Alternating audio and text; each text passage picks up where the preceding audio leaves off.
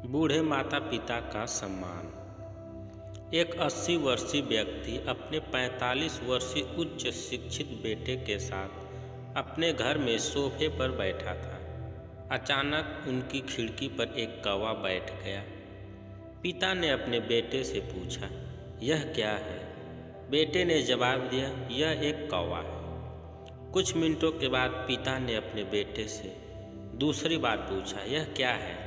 बेटे ने कहा, पिता, मैंने अभी आपको यह एक कौवा है कहा है। थोड़ी देर बाद बूढ़े पिता ने फिर से अपने बेटे से तीसरी बार पूछा, यह क्या है?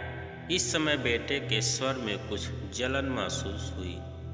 तब उसने अपने पिता से झुलझुलाते हुए बोला, यह एक कौवा है, एक कौवा।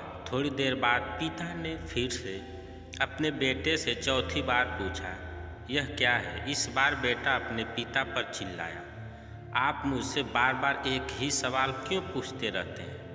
हालांकि मैंने आपको कई बार बता चुका हूँ कि यह एक कौवा है। क्या आप इसे समझ नहीं पा रहे हैं? थोड़ी देर बाद पिता अपने कमरे में गए और एक पुरानी डायरी लेकर वापस आए, जिसे उन्होंने अपने बेटे के जन्म के बाद से बनाए रखा था। एक पेज खोलने पर उन्होंने अपने बेटे को उस पेज को पढ़ने के लिए कहा। जब बेटे ने इसे पढ़ा तो निम्नलिखित शब्द डायरी में लिखे गए थे, आज मेरा 3 साल का छोटा बेटा सोफे पर मेरे साथ बैठा था। जब खिड़की पर एक कौवा बैठा था, मेरे बेटे ने मुझसे 23 बार पूछा कि यह क्या है, और मैंने उसे 23 बार जवाब दिया कि यह एक कौवा था। मैंने उसे हर बार प्यार से गले लगाया और उसने मुझसे 23 बार फिर से वही सवाल पूछा। मुझे इस बात से बिल्कुल भी चिढ़ नहीं हुई कि मैंने अपने मासूम बच्चे के लिए प्यार महसूस किया है, जबकि छोटे बच्चे ने उससे 23 बार पूछा, यह क्या है? पिता को 23 बार पूरे सवाल का जवाब देने में कोई जलन महसूस नहीं हुई, और आज जब पिता ने अपने बेटे से सिर्फ 4 बार यही सवाल पूछा तो बेटे को चिढ़ और गुस्सा महसूस हुआ।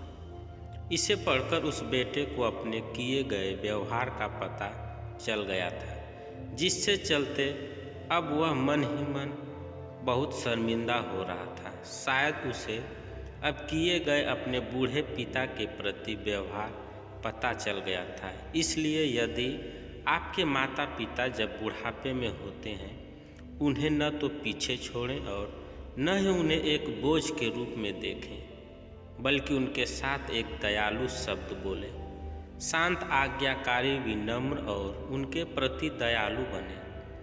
अपने माता पिता के प्रति विचारशील रहें। आज इस बात को कहें, मैं अपने माता पिता को हमेशा खुश देखना चाहता हूँ।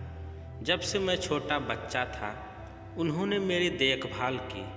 उन्होंने हमेशा मुझ पर अपने निस्वार्थ प्रेम की वर्षा की है।